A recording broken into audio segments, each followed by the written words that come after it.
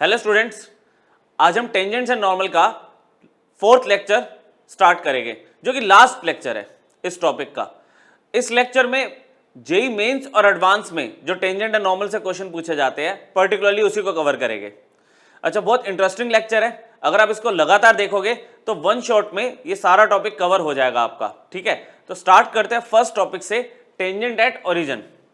Tangent at origin इसमें क्या बोलता है कि अगर मान लो आपको एक कर्व गिवन है और वह कर्व ओरिजिन से पास हो रहा है, पर्टिकुलरली फर्स्ट कंडीशन क्या है, अगर एक कर्व है वो कर्व आपका ओरिजिन से पास होना चाहिए।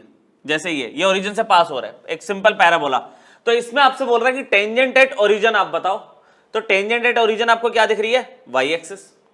तो ये तो एक सिंपल कर्व था, सिंपल कर्व जिसमें हम ग्राफिकली जज कर पा रहे हैं। ठीक है, अगर पर्टिकुलरली कुछ ऐसी इक्वेशन आ जाए जिसका ग्राफ बनाने में थोड़ी सी प्रॉब्लम फेस कर सकते हो आप लोग, तो इस इक्वेशन को देख के आप डायरेक्टली टेंजेंट एट ओरिजिन कैसे निकाल सकते हो, तो वो हम समझ लेते हैं। बहुत ही छोटा सा और इजी कॉन्सेप्ट है। आप इसको आप एक बार रीड करो।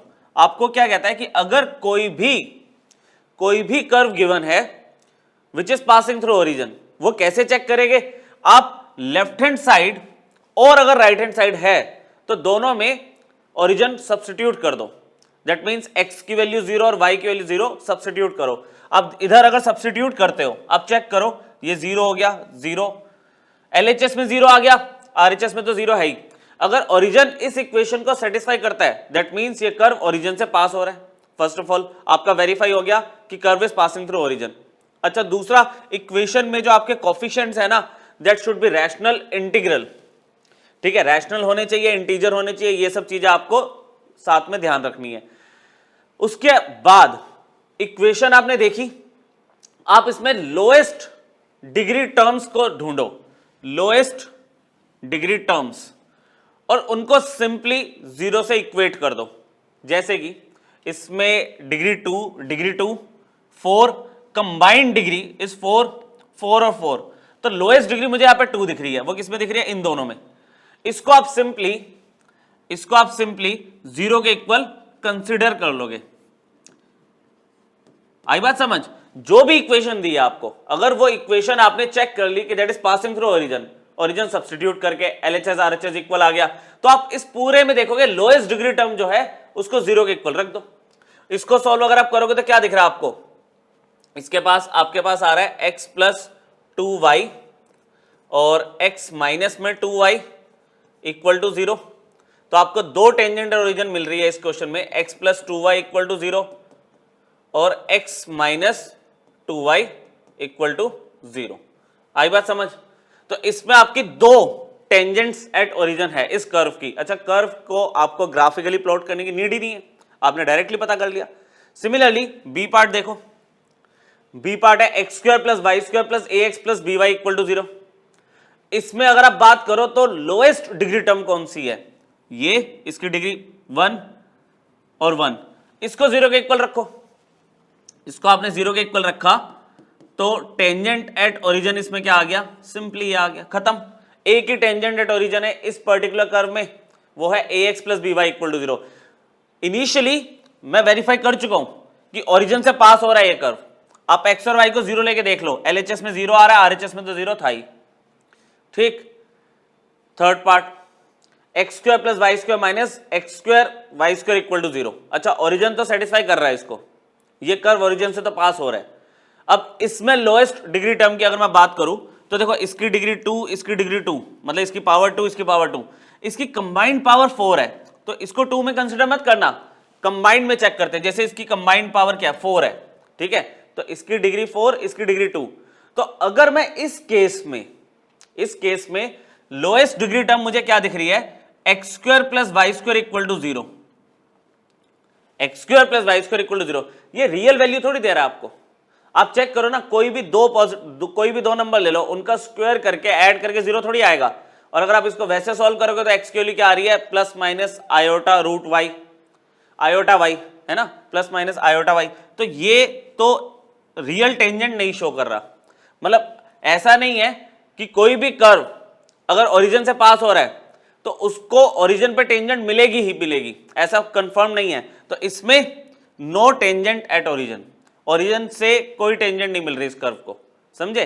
तो आपको देखना होता है लोएस्ट डिग्री टर्म सामने रखो 0 के इक्वल और देख लो कि रियल फैक्टर्स आ रहे हैं नहीं आ रहे, जैसे इसमें रियल बन गए थे, ठीक है, और यहाँ पे x इक्वल टू लिख दिया, इसमें ये एक x minus 2y equal to 0 बच्चों, है ना, ये आप समझ गए होगे, वहां पे इक्वल टू गलती से लिख दिया था, यहाँ पे ax plus by equal to 0, ये भी एक रियल इक्वेशन है ना, ये आपकी रियल सॉल्यूशन नहीं देगी, ये फैक्टराइज नहीं हो सकता लीनियर रियल लीनियर फैक्टर्स में, तो इस कर्व की कोई रियल टेंजेंट है ही नहीं at origin.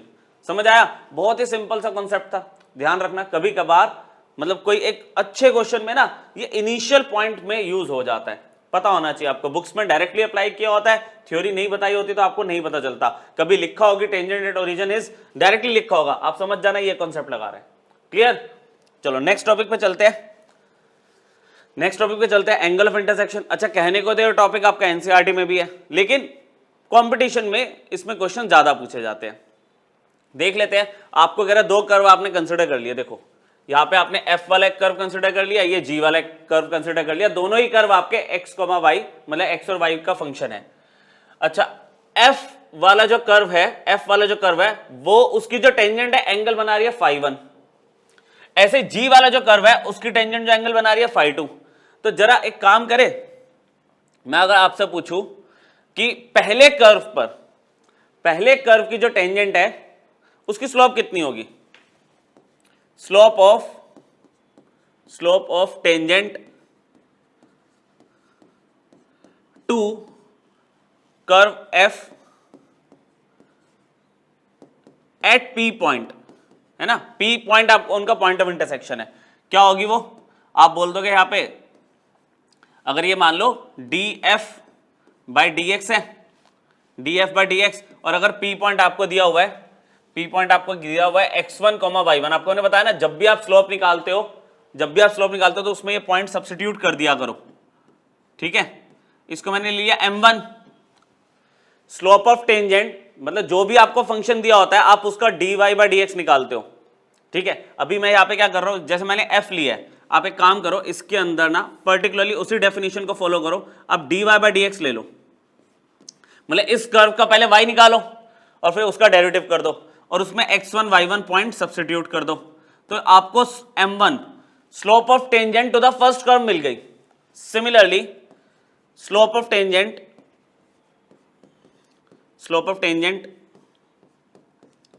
To curve g at point p again, तो क्या होगा, उसका dy by dx at the same point of intersection वो मिल जाएगा m2। अच्छा, ये तो हो गया कैलकुलस वाला पार्ट। जो स्ट्रेट लाइंस में हमने पढ़ा था, ये लाइन φ1 एंगल बना रही है, तो इस लाइन की स्लोप क्या होगी, आप ले सकते हो tan φ1, और इस लाइन की स्लोप क्या होगी, tan φ2। आई बात समझ कुछ? ठीक है, आपने कैलकुलस के टर्म्स में भी स्लोप ऑफ टेंजेंट निकाल के रख ली और इन टर्म्स ऑफ एंगल भी आपने स्लोप निकाल के रख ली। अब आप इसमें देखो, बहुत ही सिंपल से एक ट्राइंगल की प्रॉपर्टी अप्लाई हो रही है कि जो आपका φ1 है ना वो थीटा प्लस φ2 है, एक्सटीरियर एंगल प्रॉपर्टी, ठीक है? तो डायरेक्टली लिखते हैं इसको कि जो φ1 है clearly is theta plus φ2, therefore आप थीटा की वैल्यू क्या ऑब्टेन कर सकते हो इससे, φ1 माइनस में φ2, थीटा की वैल्यू आ गई। अच्छा, सिर्फ एंगल का तो कोई रोल है ही नहीं, जब तक इसमें tan नहीं लगेगा तब तक स्लोप इन्वॉल्व नहीं होगी। मैंने दोनों तरफ tan अप्लाई कर दिया, tan थीटा, यहां पे भी tan अप्लाई कर दिया, समझ आ रहा है? ठीक है, अब यहां पर इतनी ट्रिक तो हम सबको आती है कि tan a माइनस बी का फॉर्मूला लगा लिया जाए, tan φ1 minus tan φ2 divided by 1 plus tan φ1 into tan φ2। tan φ1 is m1, tan φ2 is m2, तो tan थीटा की वैल्यू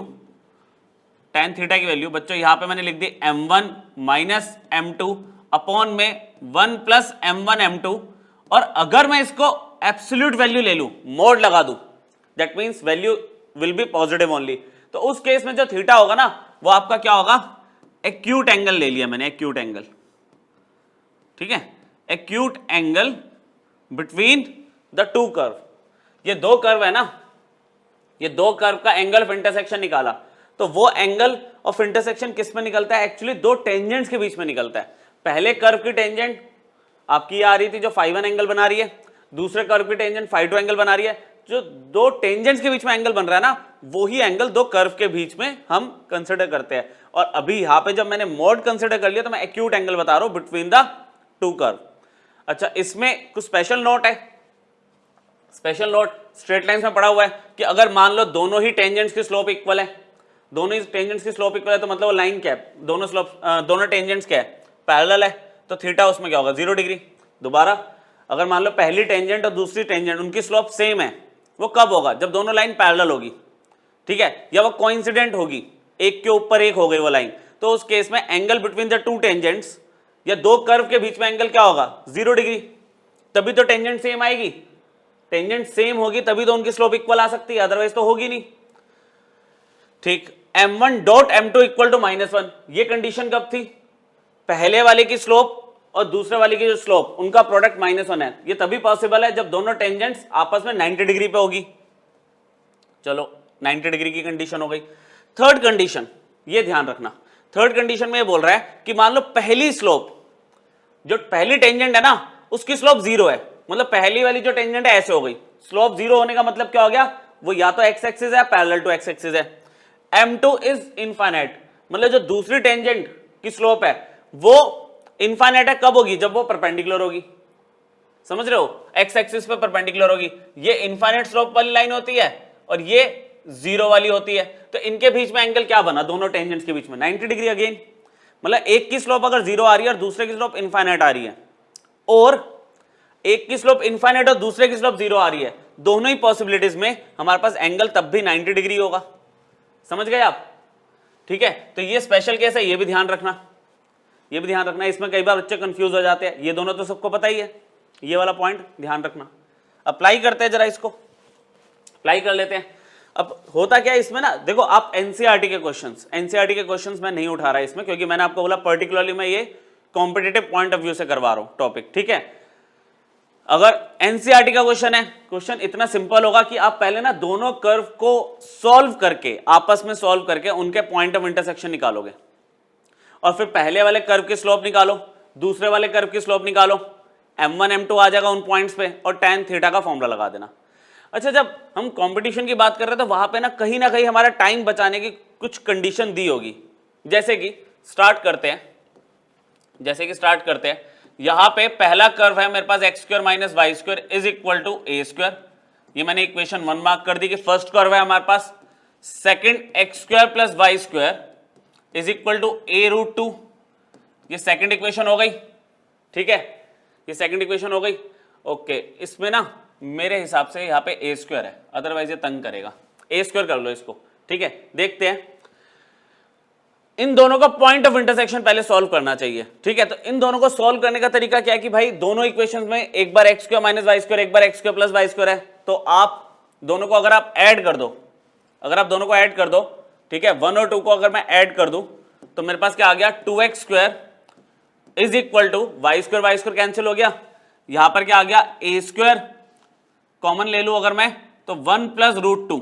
ठीक है, इसलिए मैंने a² लगाया था, क्योंकि अदरवाइज क्वाड्रेटिक बन जाएगी, एक ही टर्म्स में प्रॉब्लम आएगी बहुत ज्यादा। तो x² की वैल्यू मेरे पास आ गई a² 1 + √2/2। अब आप ना x की वैल्यू निकालने की अभी जल्दी मत करो, अदरवाइज क्या करोगे? रूट लगाओगे आप। अच्छा, रूट के अंदर 1 + √2/√2, यहां पर एक कॉम्प्लेक्स हो जाएगी x की काफी वैल्यू।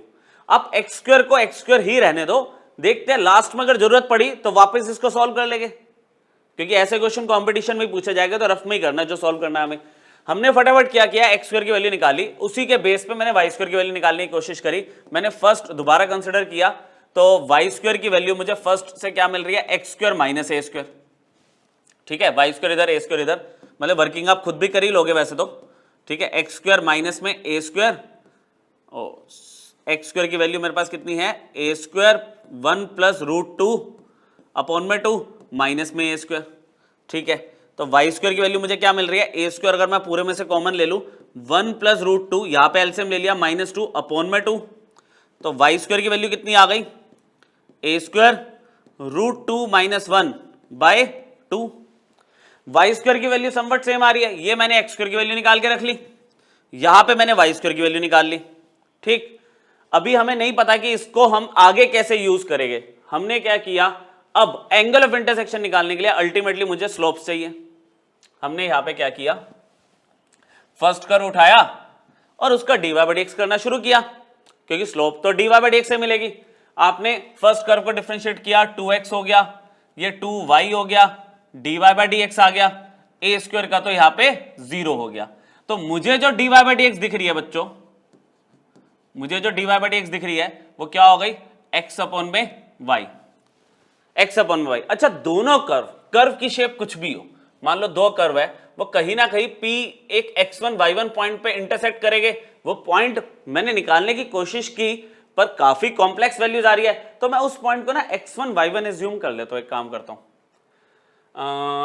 या x1 y1 एज्यूम कर लो, ठीक है, और ये x1 का स्क्वायर हो जाएगा या y1 का स्क्वायर हो जाएगा। तो मेरे पास ना, जैसे मैं करता नहीं यहाँ पे कि पॉइंट सब्स्टिट्यूट कर देता हूं, कि मेरे पास जो पॉइंट ऑफ इंटरसेक्शन है x1 y1 है, तो वह आ जाएगा x1 बाय y1। ये हो गई slope of tangent to the first curve. Similarly second को सॉल्व करते हैं, सेकंड का डेरिवेटिव किया तो क्या आ रहा है, 2x plus 2y dy by dx। अच्छा, जीरो तो यहां पर भी आएगा, जीरो तो यहां पर भी है, तो इस बार जो dy बाई dx की वैल्यू आ रही है वो क्या आ रही है, माइनस एक्स अपॉन वाई। अगर मैं पॉइंट यूज करूं इसमें x1 y1, तो वैल्यू कितनी हो जाएगी, minus x1 by y1 equal to m2 आ गया। ठीक है, समझ आ रहा है। अब आपके पास m1 m2 आ गया, तो tan थीटा का फॉर्मूला यहां लिख देता हूं, क्योंकि सॉल्विंग में थोड़ी सी जगह और चाहिए। m1 माइनस m2 अपॉन में 1 plus m1 into m2, formula लिया। चलो यहां पे अब देख लेते हैं कितनी वर्किंग की नीड है।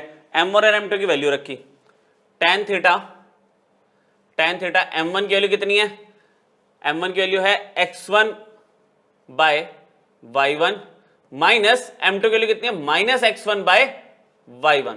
एक काम करूं, वो जो डिवाइड है उसको ऐसे लिख दूं जी, ये वाला डिवाइड है उसको ऐसे लिख दूं, 1 प्लस m1 की वैल्यू x1 इंटू y1 है और m2 की वैल्यू है माइनस x1 बाय y1।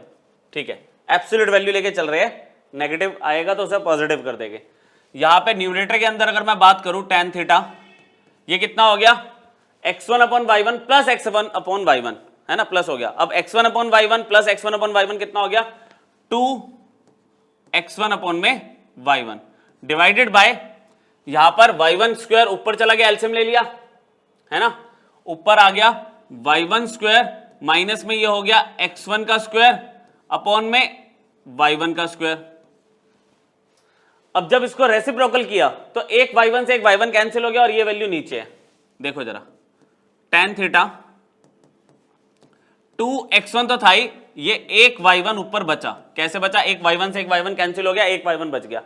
यहां पे नीचे क्या आ गया, y1 का स्क्वायर माइनस में x1 का स्क्वायर, माइनस में x1 का स्क्वायर। अब इतनी कॉम्प्लेक्स वैल्यू, मतलब मेरे पास यहां पे x1 और y1 होना चाहिए, that means point of intersection होना चाहिए, तो मैं आगे सॉल्व कर पाऊंगा। अच्छा चलो, y1 square minus x1 square की वैल्यू तो ऑब्टेन कर सकते हैं हम यहां से कि जो x1 y1 है वो पॉइंट ऑफ इंटरसेक्शन है, वो इसको भी तो सेटिस्फाई करेगा। तो अगर वो पॉइंट इसके अंदर मैं पुट कर दूं तो x1 का स्क्वायर माइनस y1 का स्क्वायर कितना हुआ, a स्क्वायर हो गया। सही है, x1 square minus y1 square is a square. तो y1 square minus x1 square क्या होगा, minus a square, minus common लेकर शिफ्ट कर दिया। दूसरा 2x1 y1 प्रॉब्लम कर रहा है मेरे पास ना, यहां पे इसको मैं ले सकता हूं x1 का स्क्वायर, इसको मैं ले सकता हूं y1 का स्क्वायर, है ना। तो अगर मैं x1 स्क्वायर और y1 स्क्वायर इन दोनों को मल्टीप्लाई कर दूं, देखो रफ में क्या आएगा, एक बार करके देखे। x1 का स्क्वायर और y1 के स्क्वायर की वैल्यू क्या बनेगी, दोनों को अगर मैं मल्टीप्लाई करता हूं तो a raise to power square और a raise to power square, a raise to power 4 हो गया, नीचे 2 इंटू 2 4 हो गया, और यहां पे क्या बना, √2 plus 1 √2 minus 1, a square minus b square लग गया, √2 प्लस 1 √2 माइनस 1, √2 का स्क्वायर माइनस 1 का स्क्वायर, 2 माइनस 1 1 आ रहा है ना। तो x1 स्क्वायर y1 स्क्वायर ये आ रहा है। आपके पास क्या आ गया, आपके पास x1 का स्क्वायर और y1 का स्क्वायर बच्चों आपके पास आ गया a की पावर 4 बाय 4, 4 इधर चला गया, 4 आपका इधर चला गया। तो ये आपने एक वैल्यू ऑब्टेन कर ली। ये मैंने कैसे करी मैं आपको दिखा देता हूं। इसको एक काम करते हैं, a इंटू बी मान लेते हैं, और a इंटू बी हमारे पास क्या है, ये मेरे पास a वाली इक्वेशन हो गई और ये मेरे पास b वाली इक्वेशन हो गई। मैंने जब इन दोनों को मल्टीप्लाई करा तो मुझे ये वैल्यू मिल गई, काफी सिंप्लीफाइड वैल्यू। और ये वैल्यू यहां पे मैं यूज कर सकता हूं। कैसे यूज कर सकते हैं आप देख लो। दोनों साइड अगर मैं स्क्वायर रूट कर दूं तो 2x1y1, 2x1y1 is root a raise to power 4। आई बात समझ? देखा ट्रिक इसमें क्या यूज हो गई, एक्चुअल पॉइंट ऑफ इंटरसेक्शन निकालने की जरूरत ही नहीं पड़ी। अच्छा एनसीईआरटी क्वेश्चन में आप प्रॉपर्ली पॉइंट ऑफ इंटरसेक्शन निकालोगे फिर आगे बात करोगे। यहां पे हमने कोशिश की पर काफी कॉम्प्लेक्सिटी दिख रही थी, हम वही रुक गए। और फिर बाद में देखा किस चीज की रिक्वायरमेंट है, हमें 2x1y1 की रिक्वायरमेंट है। तो हमने क्या करा, x1 स्क्वायर y1 स्क्वायर निकाला, जिससे अपॉन में वहां पे 4 दिखने लग गया, तो 4x1 स्क्वायर y1 स्क्वायर मिल गया, जिसको मैंने 2x1y1 स्क्वायर रूट करके ऑब्टेन कर लिया। अच्छा यहां पे y1 square minus x1 square की वैल्यू कितनी ली थी हमने, माइनस में a स्क्वायर। tan थीटा ये वैल्यू आ गई a square divided by minus a square, ये कितना आ गया मोड में -1, absolute value of -1 which is equal to +1, which is equal to tan π/4। तो एंगल ऑफ इंटरसेक्शन कितना आ गया बच्चों दोनों में, दोनों कर्व के बीच में π/4। जबकि हमने पर्टिकुलरली x1 और y1 की वैल्यू निकाली नहीं है, हमने उनका एक रिलेशन निकाला और उसी से बात बन गई। आई बात समझ? ठीक है, क्लियर है टॉपिक पूरा। देखिए एक क्वेश्चन और देख लेते हैं एंगल ऑफ इंटरसेक्शन का, क्योंकि काफी इंपॉर्टेंट टॉपिक है आपका, काफी इंपॉर्टेंट टॉपिक है। अब ये देखो इसमें थोड़े अलग टाइप के कर्व ले लिए, एक तो हमने ले लिया पैराबोला और एक ले लिया एक्सपोनेंशियल कर्व, इसके बीच में एंगल पूछ रहा है। अब फिर वही बात कि ये दोनों कर्व में भी एक पॉइंट में भी 2 पॉइंट पर इंटरसेक्ट करे, हमें ये भी नहीं पता होता। वो पॉइंट ऑफ इंटरसेक्शन जब हम निकालते हैं तो ही पता चलता है, ठीक, कि कितने पॉइंट ऑफ इंटरसेक्शन निकलेंगे। अच्छा जितने पॉइंट ऑफ इंटरसेक्शन निकलेंगे ना दो कर्व के, आपको उतनी जगह पे एंगल ऑफ इंटरसेक्शन चेक करना होता है। इसमें अगर मैं दोनों को इक्वेट करता हूं, ये y स्क्वायर है, अब सोचो ना y की वैल्यू अगर मैं इसमें रखता हूं तो कितना खराब लगेगा, e माइनस x/2 का स्क्वायर और इक्वल टू 4x, मतलब x की वैल्यू ना एक प्रॉपर न्यूमेरिकल वैल्यू आती हुई नहीं दिखेगी आपको। तो हम एक काम करते हैं, इस बार ना इसका पॉइंट ऑफ इंटरसेक्शन रुक के निकालते हैं। बस हम मान लेते हैं कि मान लो ये curve y square equal to 4x है और ये आपका e की पावर माइनस x/2 जा रहा है कर्व, तो किसी एक p पॉइंट पर इंटरसेक्ट करेगा जिसको हम x1 y1 ले लेते हैं, जैसे पहले किया था। एज्यूम करके चल रहा है कि एक पॉइंट पर इंटरसेक्ट करेगा।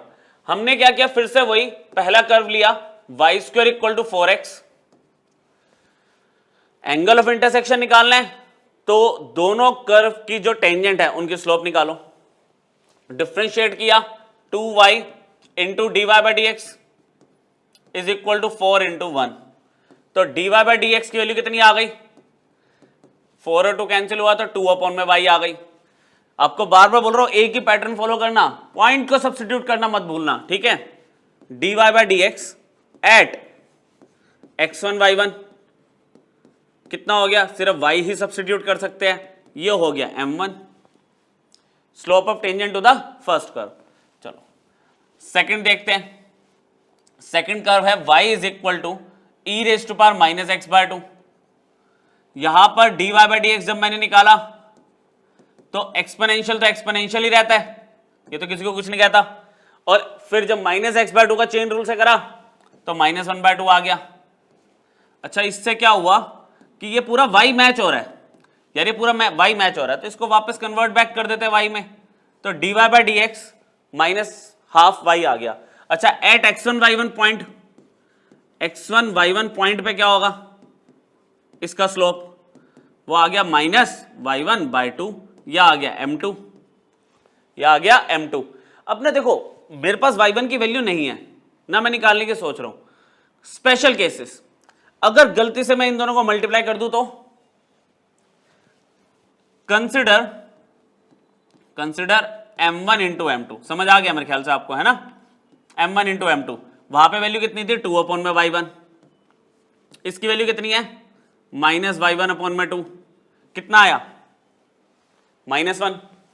m1 और m2 आपका कितना आ गया -1। जब दोनों का स्लोप का प्रोडक्ट -1 आ रहा है, दैट मीन्स इसकी दोनों टेंजेंट्स क्या है, राइट एंगल पे।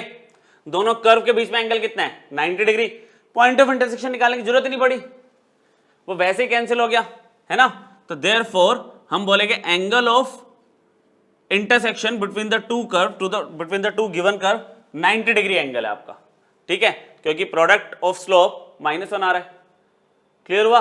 तो अलग अलग टाइप के क्वेश्चन है, किसी में मुझे x² y1² x1² y1² निकाल के रुकना पड़ा, बाद में यूज हुआ, इसमें तो यूज ही नहीं हुआ कुछ, मतलब हमें जरूरत ही नहीं पड़ी। तो वो ये डिपेंड करता है, क्वेश्चन को आप प्रोसीड करो, आगे चल के आपको कहीं ना कहीं लिंक मिल जाएगा, जितना आपने पढ़ा उसमें से मिल जाएगा कुछ ना कुछ। एंगल ऑफ इंटरसेक्शन में ही एक सब टॉपिक है ऑर्थोगोनल कर्व, ठीक है। ऑर्थोगोनल कर्व, ऑर्थोगोनल जहां मैथ्स में आएगा ना बच्चों, ऑर्थोगोनल की बात जहां पे आएगी, इसका मतलब क्या होता है कि आपका एंगल जो है ना दोनों कर्व के बीच में, वो राइट एंगल है, कंफर्म्ड। अगर दो कर्व ऑर्थोगोनल है वो कब होगा, जब उन दोनों के बीच में एंगल ऑफ इंटरसेक्शन 90 डिग्री होगा, मतलब जहां पे वो इंटरसेक्ट कर रहे हैं और उनकी टेंजेंट्स क्या हो गई, परपेंडिकुलर हो गई। ये दो चीज आपको ध्यान रखनी है, क्योंकि मैंने क्या बोला था, angle of intersection of two curve कैसे मिलता है, उनकी टेंजेंट्स के बीच का एंगल। अब टेंजेंट्स अगर परपेंडिकुलर है तो दोनों कर्व के बीच में एंगल कितना है 90 डिग्री, ठीक है। अब ये बहुत ही अच्छा क्वेश्चन है ये। आपको देखो दो कर्व गिवन है, उसमें से एक कर्व से तो आप फेमिलियर हो, दूसरा कर्व ग्राफिकली आपको नहीं पता, तो मैं बता देता हूं कि अगर ay² = bx³ की फॉर्म आती है ना बच्चों, तो ये ऐसे कर्व बनता है, ऐसे ये कर्व ऐसे बनता है। मतलब जितने कर्व आपको पता चलते रहते हैं ना, वो आप मेमोराइज करा करो, आपको आगे हेल्प होगी अच्छे क्वेश्चंस में, ठीक है। तो ये भी एक अच्छा ही क्वेश्चन है हमारा। तो कर्व की नॉलेज आपको होनी चाहिए, नहीं है तो आप ध्यान रखना इसको। y² = x³ का कर्व ऐसा बनता है, ये देखो बना रखा है मैंने पहले से। y² = x का पता है, वो तो पैराबोला बनता है, बना दिया। अब हमें ये दिख रहा है कि ये जो दोनों कर्व है ना, 3 पॉइंट पर इंटरसेक्ट कर रहे हैं, एक O, एक A और एक B, 3 पॉइंट पर इंटरसेक्ट कर रहे हैं। तो पहले इसमें तो पॉइंट ऑफ इंटरसेक्शन निकालना जरूरी है, तभी एंगल ऑफ इंटरसेक्शन की बात होगी। एंगल पूछा है पर पहले पॉइंट ऑफ इंटरसेक्शन 3 दिख रहे हैं मल्टीपल, उनको पहले सॉल्व करो। तो बहुत ईजी है, बहुत ईजी है। कैसे, इसमें एक चीज ईजी ये है कि 2y² = x³ था, ये फर्स्ट कर्व है ना, तो दूसरा y² = 32x है, तो y² की वैल्यू यूज हो जाएगी ना बच्चों इसमें, y² की वैल्यू। तो यहां पे क्या आएगा, मेरे पास जो फर्स्ट कर्व है उसमें y² की वैल्यू कितनी हो गई, x³ हो गई, सॉरी y² की वैल्यू यहां पे 2 तो है ही, फर्स्ट वाले कर्व की बात कर रहा हूं, y² की वैल्यू हो गई मेरी 32x = x³ चल रहा है। अब x से x कैंसिल मत करना, डिग्री कम नहीं करते कभी भी, इसमें हम क्या करेंगे, x³ = 64x, जिसमें मैंने क्या किया, x³ - 64x = 0, x कॉमन लिया तो x² - 64 = 0, समझ रहे हो ना। यहां पे एक तो x की वैल्यू 0 आ गई, एक बार x² = 64 आया तो आपको x की दो वैल्यूज और मिल गई, +-8। आई बात समझ, आपने x की वैल्यू तो निकाल ली। अब कोरस्पॉन्डिंग मान लो मैंने सेकंड कर्व उठाया, ये वर्किंग बहुत ही इजी वर्किंग में बता रहा हूं, आप खुद कर ही लोगे, वर्बली हो जाएगी वर्किंग। अगर आपका x 0 है तो y भी 0 आ गया, तो आपको O पॉइंट मिल गया 0,0, ठीक है। अगर आपका x +8 है तो y कितना आएगा, y² 256 बन रहा है, जिससे आपकी y की वैल्यू क्या मिल रही है, +-16। तो आपको 2 पॉइंट मिल रहा है, एक मिल रहा है 8,16 जिसको मैंने A पॉइंट बोल दिया, ये x 8 है और y 16 हो गया। अच्छा इसी में B पॉइंट आपको मिल गया, x तो 8 है पर ये -16 है, ये हो गया। अब बस पॉइंट ऑफ डिस्कशन ये है कि अगर आप x को -8 लेते हो तो उससे कोई पॉइंट नहीं मिला क्या? 3 पॉइंट तो आपको दिख रहे हैं, ऑब्वियसली नहीं मिलेगा, क्योंकि वाई स्क्वायर की वैल्यू यहाँ पे x को -8 रखोगे तो -256 आएगा, जो कि रियल वैल्यू नहीं देगा आपको। तो 3 पॉइंट ऑफ इंटरसेक्शन तो आपने निकाल लिए, ठीक है। अब पॉइंट ऑफ इंटरसेक्शन आपको मिल गए तरीके से, O है, A है और B है, इन तीनों पे अलग अलग मुझे एंगल चेक करना है। तो नेक्स्ट पेज पे चलते हैं। अब मुझे पहला कर्व जो गिवन था, अब जरा देखना है इसमें, मतलब टेक्निक क्वेश्चन के अकॉर्डिंग डेवलप करनी पड़ेगी आपको। यहां पे क्या 2y² इक्वल टू x³ है। अब देखो अभी तक हम क्या सीखते आए हैं, लगा दो इसका डेरिवेटिव कर दो, कर दिया हमने फटाफट। 2y 3x², एक सेकेंड, 2 इंटू 2y, ये नोट मत करना, पहले सुन लो एक मिनट, dy/dx ये होगा 3x², ठीक है। तो dy/dx की वैल्यू जो मुझे मिल रही है वो 3x² अपॉन में 4y मिली।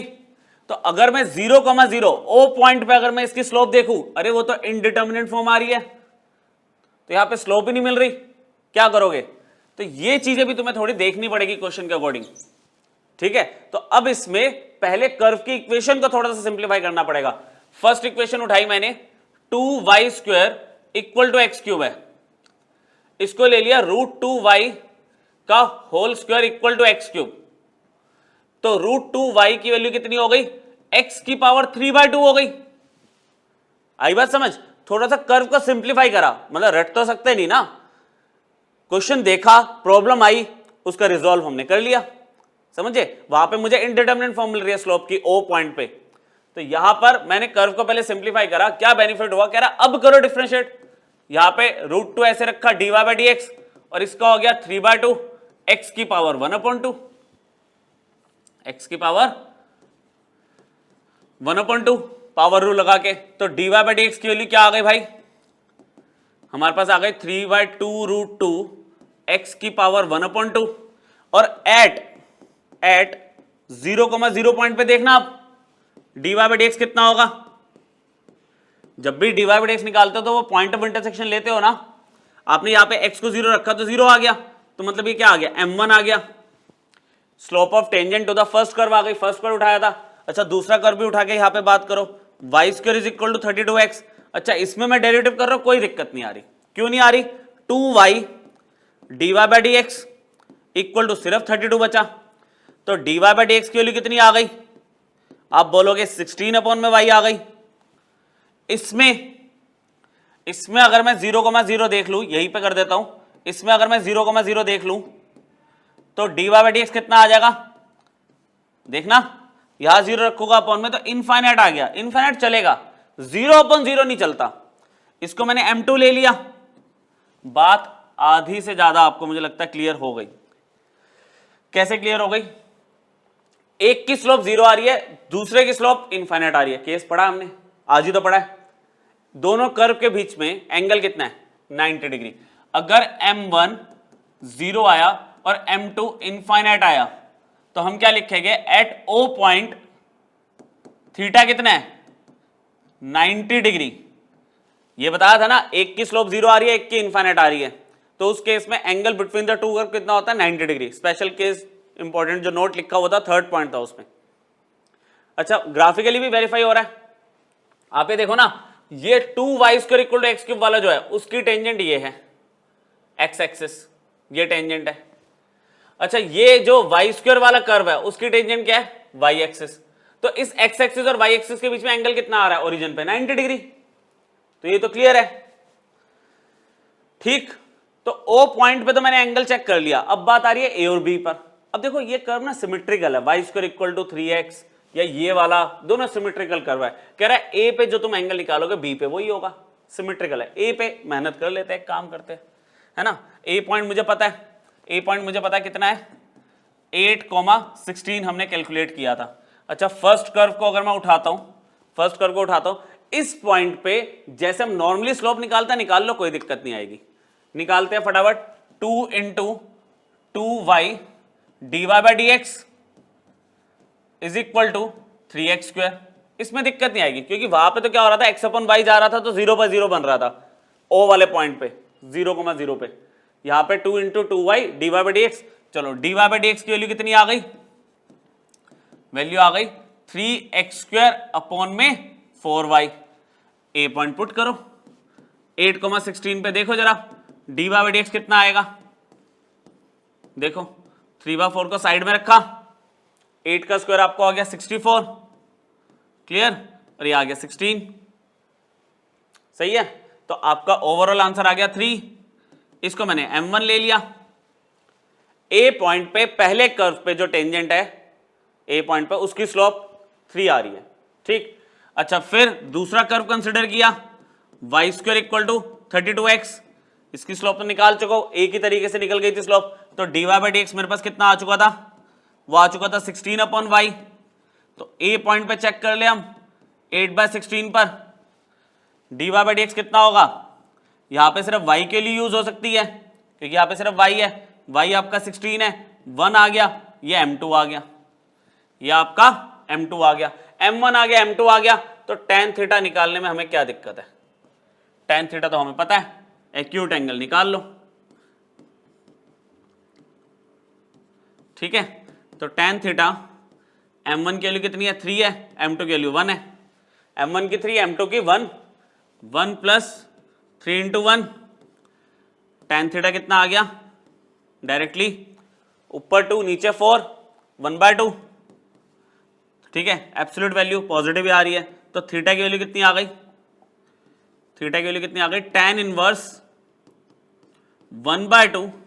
ये एंगल किस पे है, ए पॉइंट पर, कह रहा बी पे भी सेम है, बी पे भी सेम है, क्यों, ड्यू टू सिमेट्री। अरे ग्राफ हमारे जो दोनों कर्व है वो सिमेट्रिकल कर्व है ना, तो ड्यू टू सिमेट्री। तो आप ये देखो सारे मतलब अलग अलग टाइप के मैंने आपको क्वेश्चन करवा दिए जिसमें मल्टीपल पॉइंट ऑफ इंटरसेक्शन आए, जिसमें पॉइंट ऑफ इंटरसेक्शन निकालने की जरूरत ही नहीं पड़ी। एक में क्या हुआ, कुछ हद तक हमने सॉल्व किया, फिर वेट किया, लास्ट में उसकी एक कंडीशन बना के यूज कर लिया, ठीक है। तो ये टेक्निक्स है, प्रैक्टिस से डेवलप होगी आपकी, ठीक। देखिए आगे कॉमन टेंजेंट का पॉइंट है अब हमारे पास, अगला जो पॉइंट है कॉमन टेंजेंट्स का, ठीक है। आपको कह रहा है प्रूव करो कि ये दोनों कर्व टच करेंगे एक दूसरे को, ठीक है, और 2 पॉइंट पर टच कर रहे हैं पर्टिकुलरली, और कह रहा है इक्वेशन बताओ उनकी कॉमन टेंजेंट की उन पर्टिकुलर पॉइंट्स पे। मतलब ये कुछ ऐसा बोलना चाह रहा है कि मान लो ये एक कर्व है, ये दूसरा कर्व है, ये टच करेगा तो इनकी कॉमन टेंजेंट होगी ना, कॉमन टेंजेंट होगी, ठीक है। और अभी तो क्या कह रहे हैं कि दोनों कर्व 2 पॉइंट पर टच कर रहे हैं, ठीक है, और आपको उन दोनों पॉइंट्स पे उनकी दोनों कॉमन टेंजेंट्स बतानी है। तो क्या करेंगे, देखो पहले पॉइंट ऑफ कांटेक्ट तो निकालो कि जहां पे टेंजेंट है तो वो कैसे होगा, दोनों कर्व जहां पे इंटरसेक्ट करेंगे वहीं पे तो कॉमन टेंजेंट होने की पॉसिबिलिटी है। तो हम क्या कर रहे हैं, यहां पे पहला कर्व कंसिडर किया xy इज इक्वल टू 4 और दूसरा कर्व कंसिडर किया x² plus y² equal to 8, ठीक। इसको सॉल्व किया तो यहां से मैंने क्या किया, y की वैल्यू निकाल ली 4/x, यहां पे रखी, x² plus 16/x² equal to 8 आ गया। इसको जब हमने एलसीएम लिया तो मेरे हिसाब से कितना आ रहा है आपका, x की पावर 4 माइनस 16 है ना, plus 16 minus 8x² is equal to 0। तो ये बन गया x, ये बन रहा है आपका x का स्क्वायर माइनस में 4 का होल स्क्वायर इक्वल टू 0, है ना। इतनी नॉर्मल से वर्किंग है, वर्किंग तो आप कर ही लोगे। तो x² माइनस 4 इक्वल टू 0, जिससे आपको x की 2 वैल्यूज मिल गई, प्लस माइनस में 2। अच्छा, x की 2 वैल्यूज आई तो कोरस्पॉन्डिंग अगर मैं x को 2 लेता हूं तो y 2 आ रहा है, x को -2 लेता हूं तो y -2 आ रहा है, ठीक है। 4 आप ये भी ले सकते हो, 4 y is equal to 4/x, है ना। आप x की वैल्यू 2 लेते हो तो y 2 आ रहा है, और x की वैल्यू अगर आप -2 लेते हो तो y -2 आ रहा है। तो 2 पॉइंट ऑफ इंटरसेक्शन आ गए, 2,2 और -2,-2। ये 2 पॉइंट ऑफ इंटरसेक्शन मुझे मिल गए। अब आपको क्या चेक करना है कि क्या इस पॉइंट पे मुझे कोई कॉमन टेंजेंट मिल सकती है, प्रूव करना है ना। तो कॉमन टेंजेंट के लिए क्या करेंगे, पहले वाले कर्व की टेंजेंट की स्लोप निकालो। पहला कर्व कंसिडर किया which is xy is equal to 4, y is equal to 4/x, तो dy/dx कितना आ गया इसका। अब बोलोगे 4 तो है ही, आप बोलोगे यहाँ पे 4 तो है ही, 1/x का कितना होता है, -1/x का स्क्वायर होता है डिफरेंशिएशन, तो -4/x² आ गया। ठीक है, अच्छा इसको पहले पॉइंट को अगर मैं a ले लूं और दूसरे पॉइंट को अगर मैं b ले लूं, तो a पॉइंट पे जो कि 2,2 है, इस पे dy/dx निकालना, इस पे dy/dx क्या होगा, -4/4, वैल्यू आ गई -1। ठीक है, x की जगह 2 रख दिया ना, तो ये तो आ गई m1, slope of tangent to the first curve. अच्छा दूसरा कर्व उठाया, दूसरा कर्व आपके पास क्या है, x² + y² = 8, इसका डेरिवेटिव किया 2x + 2y, dy/dx = 0। ठीक, तो dy/dx की वैल्यू यहां पे क्या आएगी, माइनस में x/y। ठीक है, और a पॉइंट पर ही इसका dy/dx अगर मैं चेक करूं तो क्या आएगा, a पॉइंट 2,2 है ना, तो -2/2, अगेन -1, तो ये क्या आ गया, m2 आ गया, m2 आ गया। समझ आई बात, तो m1 और m2 चेक करना, दोनों की स्लोप तो सेम आ रही है, मतलब वो कह रहा है पहले कर्व पे जो टेंजेंट ली मैंने उसकी स्लोप -1 आई, कह रहा है दूसरे कर्व पे जो टेंजेंट ले रहा हूं उसकी स्लोप भी -1 आ रही है, मतलब लाइन कॉमन है, लाइन कॉमन है। अच्छा फिर इस पॉइंट पे, इस पर्टिकुलर पॉइंट पे आप इक्वेशन ऑफ टेंजेंट बता दो। जैसे मैं अगर बोलूं equation of tangent at A point, A point मैंने क्या लिया 2,2, तो आप जानते हो उसमें क्या होता है, y - y1 = ये तो हम पढ़ चुके हैं ना, इक्वेशन ऑफ टेंजेंट तो हमें आती है, ये होता है, तो y1 की वैल्यू 2 है, dy/dx की वैल्यू -1 आ चुकी है, और x1 की वैल्यू भी 2 है। सिंपली इसको सॉल्व कर लो, y - 2 = -x + 2, तो सबको उधर बुला लो, x + y -4 = 0। ये मेरे पास इक्वेशन ऑफ टेंजेंट आ गई एट ए पॉइंट। सेम वर्किंग बी के लिए कर लो। ठीक है, सेम, ये मैं लिख देता हूं, ट्राई कर लेना, कुछ भी नहीं है इसमें, है ना, इसमें कुछ भी नहीं है। Same process for point b, क्या करोगे, जो बी पॉइंट लिया था ना -2, यहां पे स्लोप में रख के देख लो, सेम आएगा, इधर रख के देखो वो वैल्यू आपकी इक्वल आएगी, और सेम -2 पे स्लोप निकाल, इक्वेशन ऑफ टेंजेंट निकाल लेना बस। तो दोनों पॉइंट पे मतलब टाइम वेस्ट करने की नीड नहीं है, एक पॉइंट पे बता दिया, दूसरा पॉइंट एग्जैक्टली सेम है, यहां पे सिर्फ वैल्यू चेंज करनी है। क्लियर हो गया कॉमन टेंजेंट्स का कॉन्सेप्ट। तो ये तो एक कॉमन टेंजेंट का ना इजी कॉन्सेप्ट था, मतलब आपको क्या करना है कि दोनों की स्लोप चेक कर लो टेंजेंट्स की, अगर सेम आ गई तो दैट मींस टेंजेंट भी सेम है, टेंजेंट कॉमन है। एक इसका अच्छा क्वेश्चन देखते हैं, एक बढ़िया क्वेश्चन देखते हैं इसका, देखो ये पढ़ो एक बार question, a tangent drawn to the curve, ठीक है, C1 मतलब सच दैट भी लगा सकते थे, ये सिंबल भी चलता है आपका कंटेंट वाला, कि C1 में हमारे पास ये कर्व है y = x² + 4x + 8, एक टेंजेंट इस कर्व पे P पॉइंट पे है, और वही टेंजेंट C2 कर्व को टच करेगी एट पॉइंट Q, मतलब टेंजेंट कॉमन है, दोनों कर्व की टेंजेंट सेम है। ठीक है, मतलब अलग अलग कर्व अगर आपके पास है कुछ ऐसे, तो ये ऐसे जा सकता है, मतलब समझ रहे हो, ये ऐसे हो गया, ये लाइन है ना जैसे ये, तो ये P पॉइंट हो गया, ये Q पॉइंट हो गया, ऐसे आपको वो दोनों P और Q पॉइंट बताने हैं, दोनों P और Q पॉइंट। ठीक है, बढ़िया कॉन्सेप्ट है। दोनों P और Q पॉइंट कैसे निकालेंगे, टेंजेंट के बारे में तो कुछ दे ही नहीं रखा, आपको ऐसे बता दिया कि भाई एक टेंजेंट है जो P पॉइंट पे पहले कर्व को टच कर रही है, दूसरे कर्व को Q पॉइंट पर टच कर रही है। मैंने क्या किया, उसको लेट कर लिया, let y = mx + c be common tangent. आपको आइडिया लग रहा है ना कि कॉमन टेंजेंट का क्वेश्चन है ये, एक ही टेंजेंट तो दोनों कर्व को अलग अलग पॉइंट पर टच कर रही है। अब ऐसा है कि देखो पहले कर्व को अगर ये टेंजेंट टच कर रही है तो कोई ना कोई पॉइंट ऑफ इंटरसेक्शन होगा, तो पॉइंट ऑफ इंटरसेक्शन निकालने की कोशिश करें। पहला कर्व मैंने कंसिडर किया y = x² + 4x + 8, और टेंजेंट की इक्वेशन मेरे पास क्या है, y = mx + c। भाई दोनों को मैंने इक्वल रख दिया, क्योंकि मैं इन दोनों का पहला कर्व C1 और जो टेंजेंट मैंने लेट किया है इनका पॉइंट ऑफ इंटरसेक्शन निकालने की कोशिश कर रहा हूं कि ये दोनों, एक लाइन और एक कर्व कितने पॉइंट पर इंटरसेक्ट करेगी। तो हमने क्या किया, x square plus 4x plus 8 is equal to m x plus c लिख दिया। समझ गए, ये भी y है ये भी y है, दोनों को इक्वल रखा। एक क्वाड्रेटिक बना लेते हैं, x square plus m x को इधर ले आए तो 4 माइनस एम एक्स कॉमन ले लिया और 8 minus c is equal to 0। ये एक बन गई क्वाड्रेटिक। अब क्वाड्रेटिक के दो रूट्स हो सकते हैं। अब ये लाइन अगर इस कर्व को दो पॉइंट पे इंटरसेक्ट करेगी तो ये टेंजेंट थोड़ी होगी।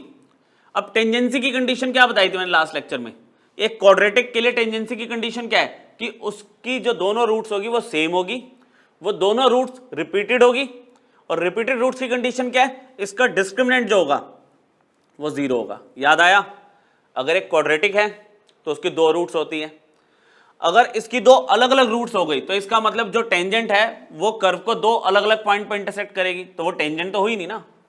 टेंजेंसी के लिए इसकी जो दोनों रूट्स होनी चाहिए वो सेम होनी चाहिए, दैट मीन्स वो रिपीटेड रूट्स होनी चाहिए, और रिपीटेड रूट्स की कंडीशन हमने बचपन में ही पढ़ ली थी, डिस्क्रिमिनेंट को 0 लेते हैं।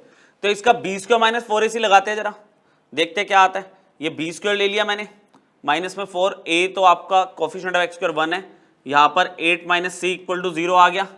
ये हो गया 16 प्लस एम स्क्वायर माइनस में 8m माइनस में ये हो गया आपका 32 प्लस 4c इक्वल टू 0। तो यहां पर ना थोड़ा सा एक इक्वेशन आपको मिल गया जिसका आपको कुछ यूज नहीं दिख रहा एट प्रेजेंट, इक्वेशन ए। मतलब एम और सी में एक बढ़िया सी इक्वेशन आ गई जिसका कुछ हम कर नहीं पा रहे, रख लेते हैं, देखते हैं आगे काम आया में भी। अब कह रहे ये जो टेंजेंट थी पहले कर्व को एक पॉइंट पे टच करके जा रही है, वो हमने कंडीशन एज्यूम कर ली, ठीक है। कह रहे यही टेंजेंट दूसरे कर्व पे भी तो ये टेंजेंट है, तो हमने क्या किया, दूसरा कर्व कंसिडर किया, y is equal to x square plus 8x plus 4, और टेंजेंट तो सेम ही है दोनों के लिए। मतलब क्या ये ना, ये एक टेंजेंट कंसिडर की, एक टेंजेंट को पहले कर्व के साथ ट्रीट किया, अब इसी टेंजेंट को कॉमन टेंजेंट है क्योंकि दूसरे कर्व के साथ ट्रीट कर रहे हैं, और इन दोनों का पॉइंट ऑफ इंटरसेक्शन निकाल के देखेंगे कैसे दोनों को आपस में सॉल्व करो। तो हम यहां पे लिख देंगे therefore x square plus 8x plus 4 is equal to m x plus c. एक तरफ शिफ्ट कर दो, x square plus 8 minus m x plus 4 minus c equal to 0। Again quadratic equation, अगर ये लाइन टेंजेंट है इस पे, it should have repeated roots, तो डिस्क्रिमिनेंट 0 होगा। तो b square, b is 8 minus m minus 4 a और सी, ए आपका कोफिशिएंट ऑफ एक्स स्क्वायर है और c 4 minus c constant term. Solve किया 64 plus m square minus 16m minus 16 plus 4c equal to 0। M square minus 16m, ठीक है, plus 4c और plus 48 equal to 0, b equation. अब यहां से हमें एक पॉइंट मिल रहा है, इक्वेशन ए इक्वेशन बी, दोनों में ध्यान से देखो, आप दोनों में ध्यान से देखो, एम स्क्वायर और 4c प्लस में है ना, यहां पे एम स्क्वायर और 4c from a and b, from a and b. इसमें से अगर मैं बात करूं ए में से, यहां लिख लेता हूं एम स्क्वायर प्लस 4c की वैल्यू कितनी आ रही है, आप लिखोगे 16 प्लस 8m, ठीक है, और बी में से एम स्क्वायर प्लस 4c की वैल्यू कितनी आ रही है, कितनी आई 16m माइनस में 48। सॉल्व करते हैं इसको, जगह चाहिए, नेक्स्ट पेज पे चलते हैं। 16m माइनस 48, तो 16 प्लस 8m, 16 प्लस 8m और क्या था 16m माइनस 48, है ना, फ्रॉम ए एंड बी।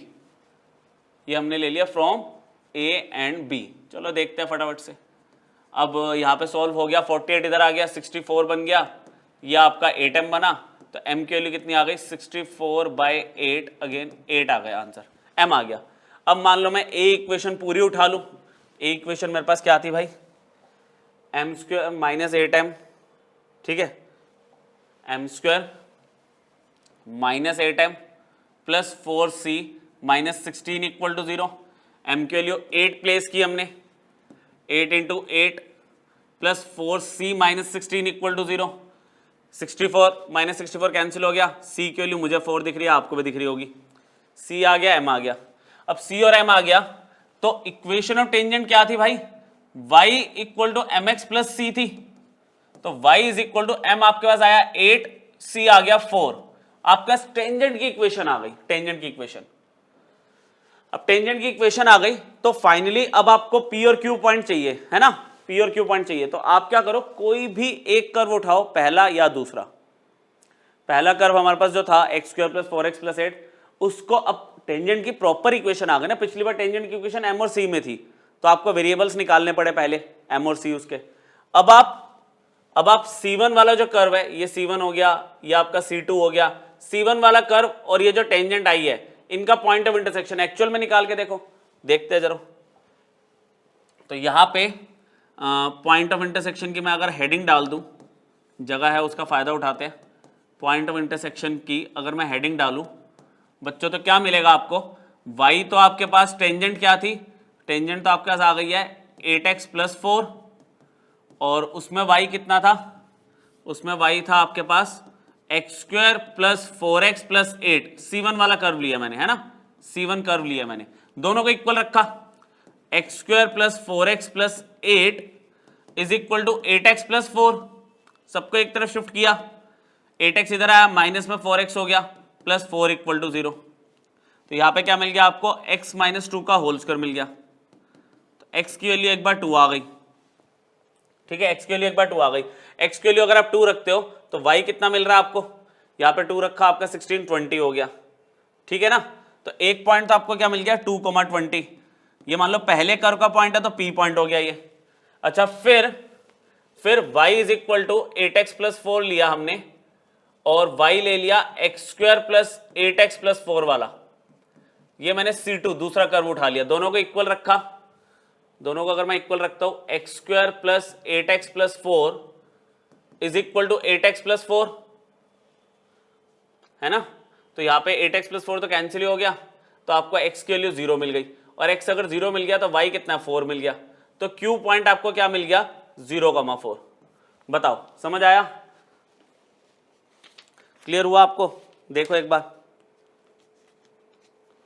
ठीक है, P और Q दोनों पॉइंट आपने निकाल लिया, एक पॉइंट आपका P C1 और टेंजेंट का था, एक पॉइंट आपका Q C2 और टेंजेंट का था, तो यहां पे मैंने दोनों को आपस में सॉल्व करके P और Q निकाल लिया, ठीक है। तो कॉमन टेंजेंट के भी जितने टाइप के क्वेश्चन बन सकते थे वो मैंने आपको बताए, ठीक है, कई में हमें पॉइंट ऑफ कॉन्टैक्ट निकालने के लिए बोल देता है, कई में कॉमन टेंजेंट ही निकालने के लिए बोल देता है, तो ये भी बहुत अच्छा इंपॉर्टेंट कॉन्सेप्ट है आपका।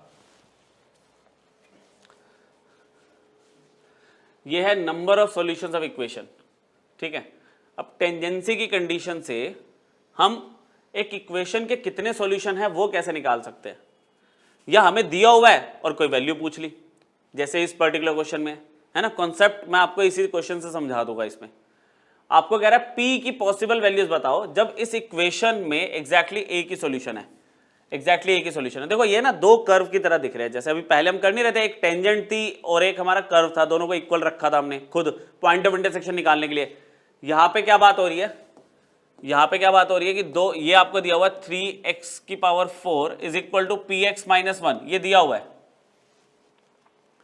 तो इसको एक कर्व ले लो, इसको दूसरा कर्व ले लो, है ना। मान लो मैं f कर्व ले लेता हूं, यहां पे y is equal to 3x की पावर 4, और दूसरा कर्व मैंने g ले लिया, y is equal to px minus 1। अब कह रहे हैं इन दोनों का ना, मतलब इस इक्वेशन का एक ही सॉल्यूशन है, इस इक्वेशन का एक सॉल्यूशन का मतलब क्या हुआ कि भाई ये दोनों एक ही पॉइंट पर इंटरसेक्ट करेगी। अच्छा ये लाइन है और ये समवट ऐसी फिगर है, एक्स स्क्वायर वाली, जो एक्स स्क्वायर वाली फिगर होती है वो पैराबोला होता है ना, y equal to x square, power even है तो वो क्या होगा, थोड़ा और कंप्रेस होता रहेगा, जितनी जितनी बड़ी पावर होगी उतना ये और ऐसे छोटा होता रहेगा, मतलब जीरो से टच होगा, ये ऐसे और होता रहेगा, ठीक है। और y equal to px minus 1 line ऐसे जा रही है आपकी, आपको दोनों किसी एक सॉल्यूशन, एक सॉल्यूशन का मतलब किसी एक पॉइंट पर इंटरसेक्ट कर रहे हैं। लेट कर लो कि f एंड g इंटरसेक्ट, एक सॉल्यूशन है ना, तो एक ही पॉइंट पर इंटरसेक्ट करेंगे। मैंने ले लिया x1, y1, x1 y1 मैंने एक पॉइंट ले लिया, ठीक है। अब अगर x1 y1 पे इंटरसेक्ट कर रहे हैं तो x1 y1 इसको सेटिस्फाई करेगा, सेटिस्फाई करने का मतलब क्या हुआ कि मेरे पास y1 की वैल्यू कितनी आ गई 3x1 की पावर 4 और दूसरी y1 की वैल्यू कितनी आ गई px1 माइनस में 1। ऑब्वियसली वही दोनों को इक्वल रखा तो इनिशियल वाली इक्वेशन ही है, बस पॉइंट पुट कर दिया मैंने इसमें। 3x1 की power 4 equal to px1 minus 1, equation 1 ले ली। ठीक है, इक्वेशन 1 ले ली। अब ये कह रहा है कि दोनों अगर एक ही पॉइंट पर इंटरसेक्ट कर रहे हैं, दो कर्व है, मान लो ये कर्व ऐसे था जैसे मैं अभी आपको बता रहा हूं, ये कर्व ऐसे, ये लाइन ऐसे आ रही है, अगर एक ही पॉइंट पर इंटरसेक्ट कर रहा है ये, तो ये लाइन इसकी टेंजेंट हुई, ये लाइन इसकी टेंजेंट होगी अगर एक ही पॉइंट पर इंटरसेक्ट कर रहा है। तो मैंने क्या किया, यहाँ पे जो पहला कर्व था ना y is equal to 3x की पावर 4, मैंने इसका क्या किया, स्लोप निकाल ली, इसकी स्लोप निकाल ली। तो dy बाई dx कितना हो गया 3 into 4x cube which is equal to 12x1 का क्यूब, 12x1 हो गया, 12x क्यूब हुआ। और एट x1 y1, वो जो पॉइंट है आपका x1 y1 point of intersection, उस पर dy बाई dx निकालो तो वो कितना हो जाएगा 12x1 का क्यूब। ठीक है, और जो दूसरा कर्व था आपके पास, जो लाइन है, उसमें आपको स्लोप दिख रही है इस लाइन की, स्लोप ऑफ लाइन सिर्फ p, slope of line p दिख रही है आपको।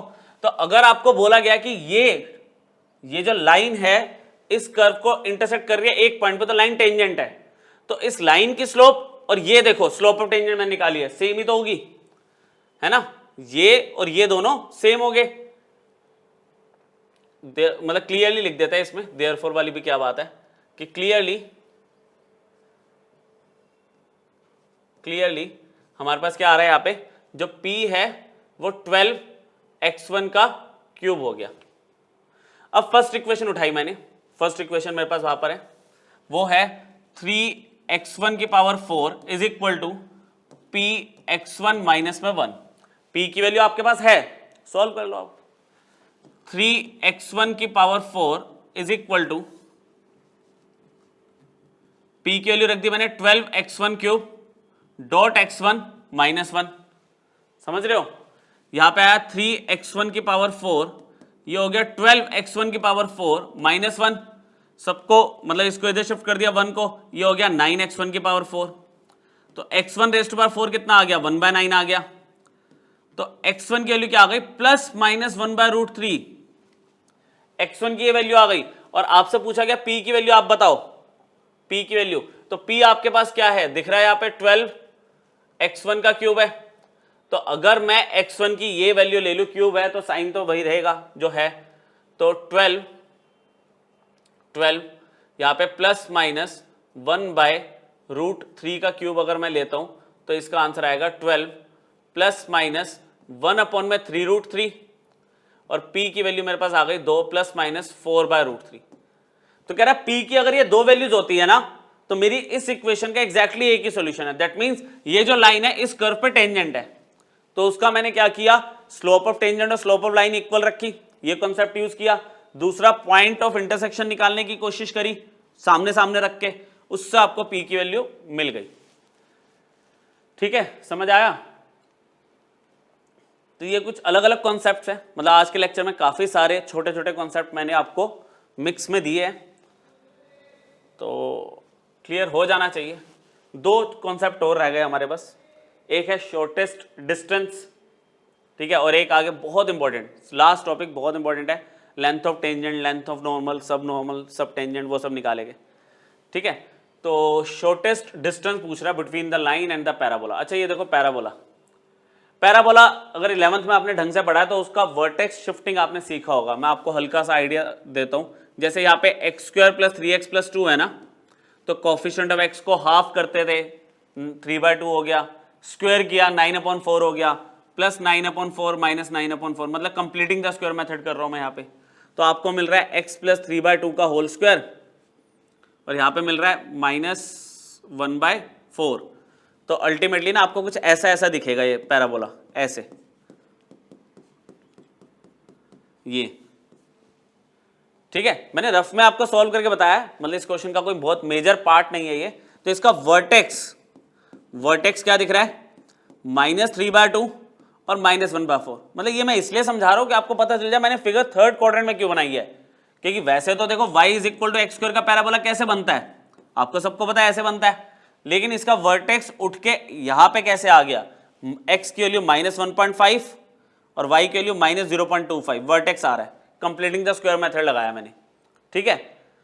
तो पैराबोला मैंने बना दिया, कह रहा है ये जो लाइन है, ये वाली line y equal to x minus two, point ले लो 0, -2 और 2, 0 से पास हो रही है, कह रहे ये लाइन इस पैराबोला के बीच में, इस लाइन और इस पैराबोला के बीच में सबसे जो छोटा डिस्टेंस है ना वो आप बताओ। तो ये तो मैं हटा देता हूं, इसका तो इतना कोई मेजर रोल नहीं है, फिगर को समझने के लिए बस पता होना चाहिए आपको। यहां पे कह रहा है कि ये मान लो ये लाइन आपको दिख रही है, लाइन मैंने एक्जैक्टली सेम बनाई है जैसी बननी चाहिए, x को 0 लिया y -2 आ गया, तो एक पॉइंट है 0, -2, फिर y को 0 लिया x2 आ गया 2, 0 ये पॉइंट हो गया, ठीक है, ये 2, 0 हो गया, ये 0, -2 हो गया। अच्छा ये लाइन ऐसे बनाई, तो कह रहा है इस पैराबोला पे कौन सा ऐसा पॉइंट होगा जो बिल्कुल इसके पास होगा, सबसे छोटे डिस्टेंस में। मैंने क्या किया, यहाँ पे एक टेंजेंट बना दी और यहां पे क्या किया, एक नॉर्मल कंसिडर कर ली, PQ is the common normal. Common normal का मतलब क्या है, ये नॉर्मल है इस पैराबोला पे और ये नॉर्मल है इस लाइन पर भी, ये कहना चाह रहा है वो। तो हमने क्या किया बच्चों, इसमें बहुत सिंपल सा कॉन्सेप्ट लगाए गए। मैं ना एक काम कर रहा हूं, पैराबोला की जो इक्वेशन दी है ना उस पे टेंजेंट की स्लोप निकाल रहा हूं। पहले मैं मेंशन कर देता हूं कि PQ is common normal. Common normal किसका, दोनों कर्व का ना, पैराबोला का भी और लाइन का भी। लाइन जो नीचे वाली दी है y equal to x minus two, y is equal to x square plus 3x plus 2 को मैंने पिक किया, इसका dy बाई dx निकाला, वो आ गया 2x प्लस 3। फिर मैंने x1 y1 वाले पॉइंट पे निकाला जो हम करते आ रहे हैं पिछले लेक्चर से, इनफैक्ट 3 लेक्चरों से, 2x1 प्लस 3। ये किसकी स्लोप आ गई, ये स्लोप किसकी आ गई, टेंजेंट की, ठीक है। अच्छा जो लाइन गिवन है, लाइन जो गिवन है वो है y is equal to x minus two, तो आप स्लोप ऑफ लाइन बता सकते हो, y is equal to mx plus c, slope of line 1 है। आपको साफ दिख रहा है कि अगर ये नॉर्मल है, कॉमन नॉर्मल, तो जो टेंजेंट है टू द कर्व या tangent to the parabola is parallel to the given line.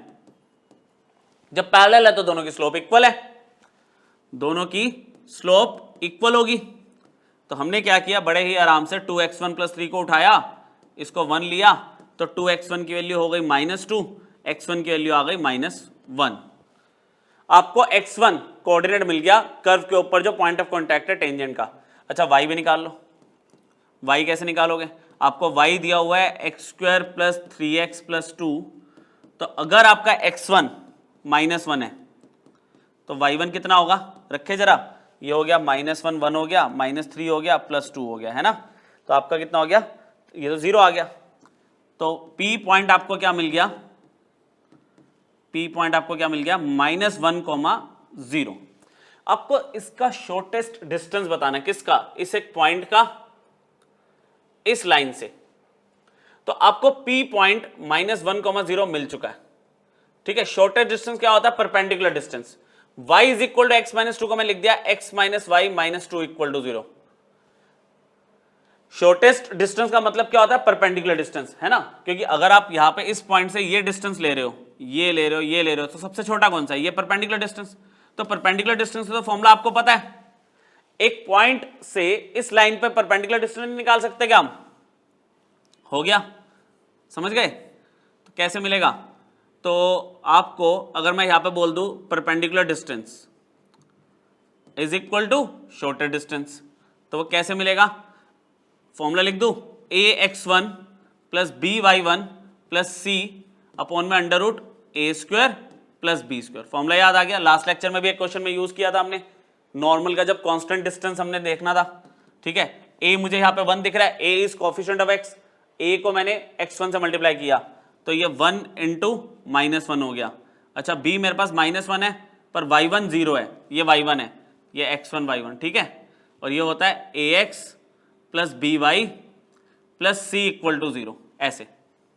अच्छा c कितना है, -2 अपॉन में a square plus b square under root में, ठीक है। तो ये -1 हो गया, ये -2 हो गया, ओवरऑल इज -3, ठीक है, -3 अपॉन में √2, तो डिस्टेंस कितना आ गया, 3/√2 यूनिट्स। आई बात समझ? तो शॉर्टेस्ट डिस्टेंस में भी क्या करा हमने, टेंजेंसी और जो नॉर्मल की कंडीशन उसको यूज कर लिया, ठीक है। उसमें स्लोप देखो आ गई, लग रहा था कि ये स्ट्रेट लाइन का क्वेश्चन है, मतलब स्ट्रेट लाइन या जो हमने कॉनिक पढ़ा हुआ है,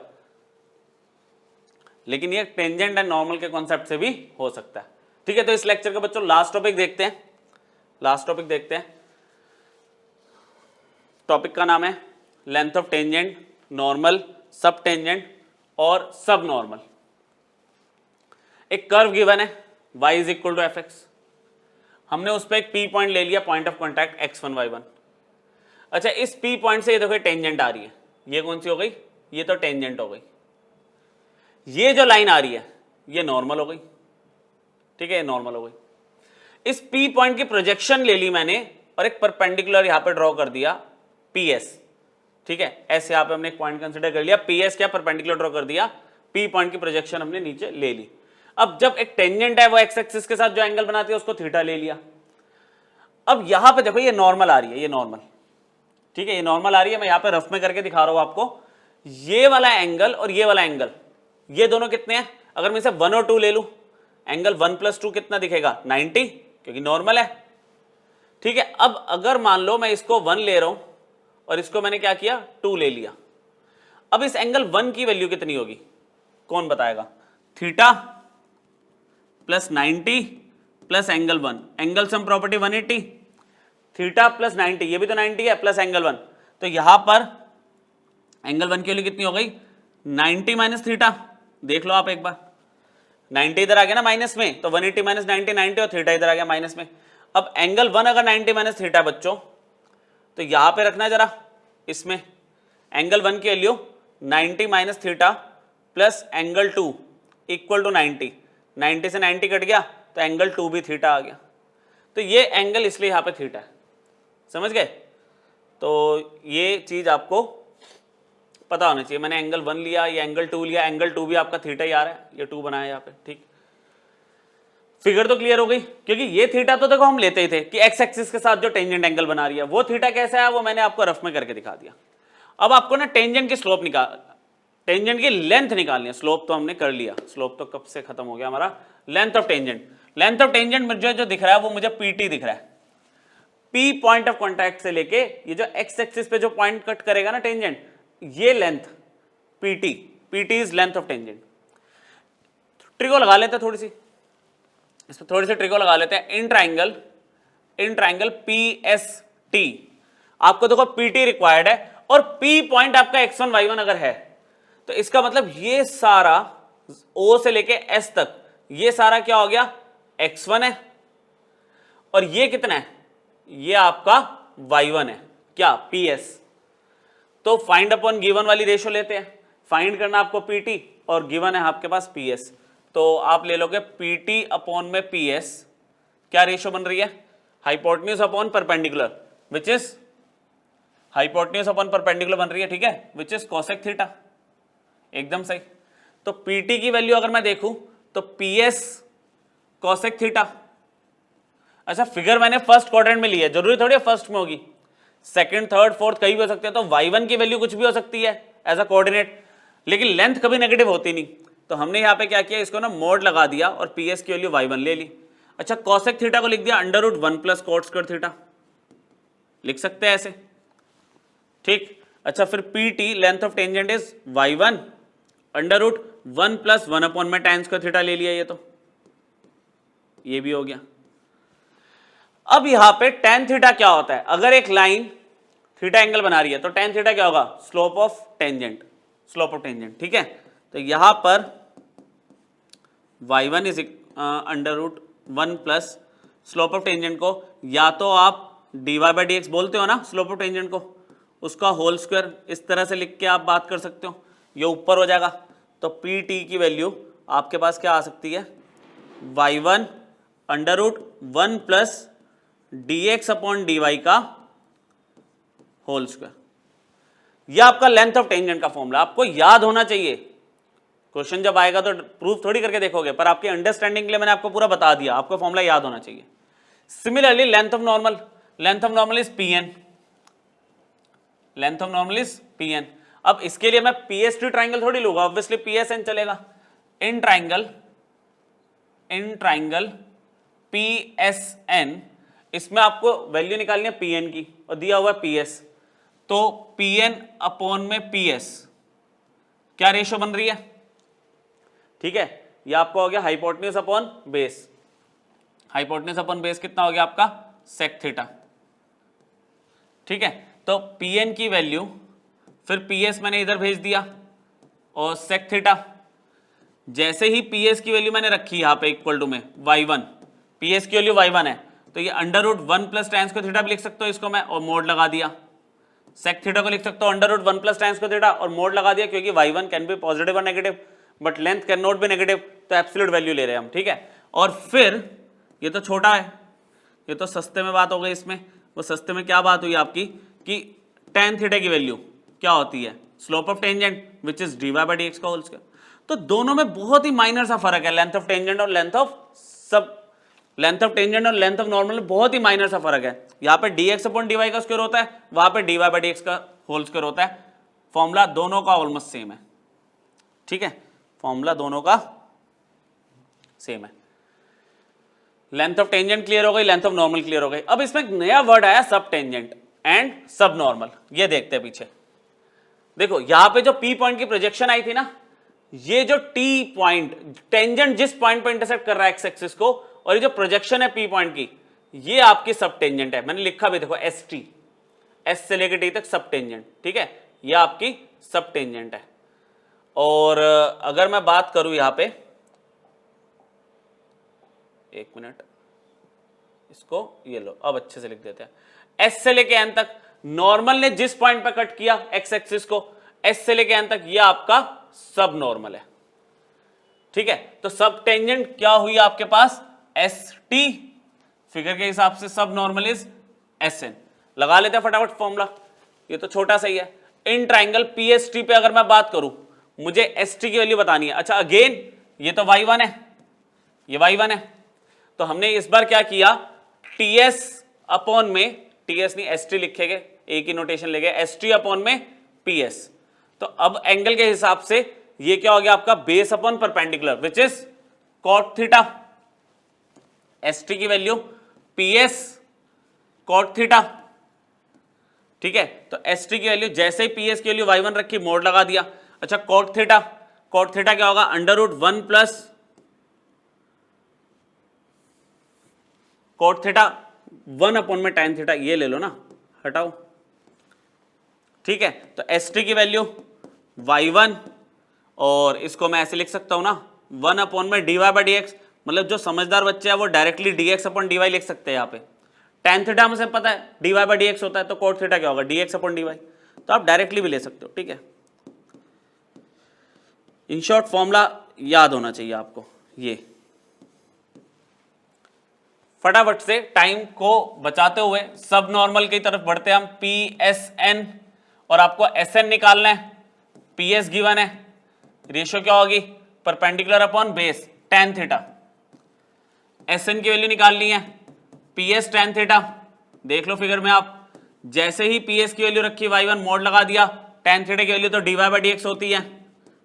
दोनों में ही देखो क्या फर्क है, इधर dx upon dy, dy upon dx, जो length of tangent length of normal निकाली थी उसमें भी तो एक ही फर्क था, dx अपॉन dy और dy अपॉन dx का फर्क था, है ना। और एक्सप्रेशन दोनों का सेम था, उसमें क्या था, y1 under root 1 plus dx upon dy का होल स्क्वायर, टेंजेंट की लेंथ, और नॉर्मल की लेंथ क्या थी, y1 under root 1 plus dy by dx का होल स्क्वायर।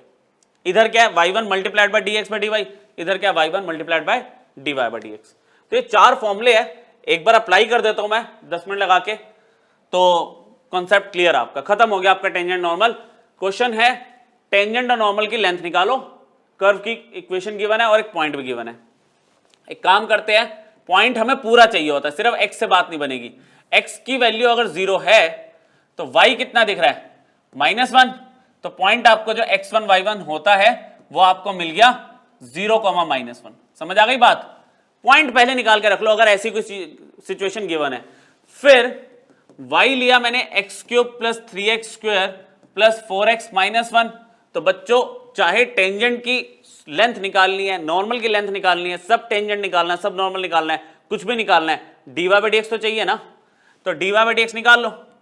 तो आपके पास क्या आ रहा है, बहुत ही सिंपल वाला dy बाई डी एक्स, आप बोलोगे 3x square plus 6x plus 4, clear.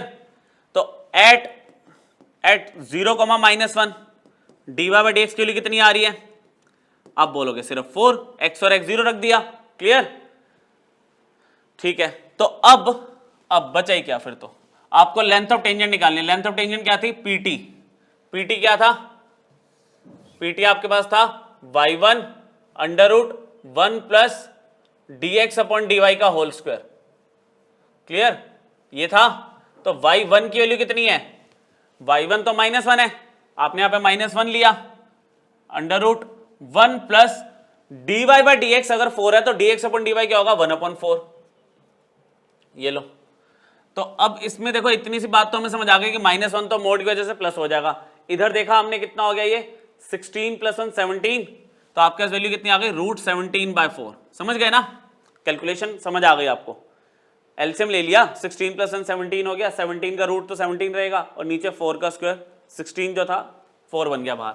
अच्छा, एंड पी एन में क्या था, y1 √1 plus dy by d x का होल स्क्वायर, ठीक है, सिर्फ एप्लीकेशन है तो इसलिए फटाफट देख रहे हैं हम। y1 की वैल्यू अगेन -1 और यहाँ पे dy बाई डी एक्स की वैल्यू कितनी निकाली आपने, 4 निकाली हुई है, तो डायरेक्टली 4 यूज होगी, तो 1 + 16 यहाँ पे 17, √17 -1 मोड की वजह से पॉजिटिव हो गया, तो pn कितना आ रहा है, √17 यूनिट्स, और ये कितना आ रहा था, √17/4 यूनिट्स। टेंजेंट की लेंथ और नॉर्मल की लेंथ, फॉर्मूला अप्लाई कैसे करना है मैंने आपको समझा दिया। लास्ट क्वेश्चन देख लेते हैं बच्चों आज का, एक बार ये पढ़ लो, बड़ा अच्छा क्वेश्चन है ये, है वही सब नॉर्मल सब टेंजेंट पे बेस्ड। आपको कह रहा है what should be the value of n in the equation of curve so that subnormal may be of constant length. Subnormal जो था ना, दिमाग में पहले याद रखो, y1 into dy by d x था। तो क्या किया हमने, पहले dy बाई डी एक्स निकाल ले, dy बाई डी एक्स अगर मैं बात करूं तो a1 - n और यहां पे क्या होगा, nx n - 1, ठीक है बच्चों, ये निकाल लिया। अच्छा, एट पॉइंट कुछ ना कुछ तो पॉइंट होगा ना, वो पॉइंट दिया नहीं है, तो एट p पॉइंट जो हम लेते हैं हमेशा x1 y1, p point x1 y1 पर dy बाई डी एक्स क्या होगा, आप बोलोगे भाई n कांस्टेंट है, a की पावर 1 - n कांस्टेंट है, x की पावर 1 n - 1 ले लिया। अब सब नॉर्मल की अगर मैं बात कर दूं तो सब नॉर्मल की लेंथ मुझे कांस्टेंट लेनी है, पर सब नॉर्मल निकालो तो सही पहले। Sn क्या था, मोड में y1 dy by d x था सिर्फ। अच्छा जी, y1 की वैल्यू देखो, y1 की वैल्यू क्या होगी, अगर y ये है तो y1 क्या होगा, ले लो डायरेक्टली, a की पावर 1 - n और x1 की पावर n, ये पूरे y1 की वैल्यू रख दी। dy बाई डी एक्स क्या है आपके पास, n इंटू a की पावर 1 - n और x1 की पावर n - 1, समझ आ रहा है कुछ, बहुत सिंपल है। तो Sn कितना आ गया अब आपके पास है n a raise to power 2 minus में 2n, ठीक है ना, ये पावर ऐड हो गई 2 - 2n, और x1 की पावर कितनी है, ये हो गई 2n - 1। तो आपको कह रहा है Sn जो है ना कांस्टेंट लेंथ आनी चाहिए, कांस्टेंट देखो, n कांस्टेंट है, a कांस्टेंट है, लेकिन x1 वेरिएबल है, अगर इसकी पावर 0 हो जाए तो ये भी 1 हो जाएगा और हट जाएगा वेरिएबल। तो for Sn to be constant, आप क्या लोगे, 2n - 1 को 0 ले लोगे, n की वैल्यू हाफ आ गई, तो कह रहा था n की क्या वैल्यू लोगे जिससे कि Sn आपका कांस्टेंट हो जाए। तो आपने n अगर हाफ रखा तो Sn की वैल्यू देखिए जरा क्या आ रही है, n आपने हाफ ले लिया यहां पर, और यहां पे कितना हो गया, अगर आप हाफ लेते हो तो a रेज टू पावर 2 - 1, तो ये आ रही है, Sn आपका a/2 आ रहा है, कांस्टेंट है ये, कोई डाउट ही नहीं है उसमें, क्लियर। तो मैंने आपको टेंजेंट नॉर्मल जितना रिक्वायर्ड था for board exam, for JEE Mains and JEE advance, completely cover कर दिया। आप इसको रिवाइज करो, कोई एक पैकेज उठा के उसकी प्रैक्टिस करो, पर्टिकुलर कोई एक बुक ले लो, उसको प्रैक्टिस करो, और नेक्स्ट हम इसका next topic monotonicity, increasing decreasing function start करेंगे। ठीक है बच्चों, थैंक यू।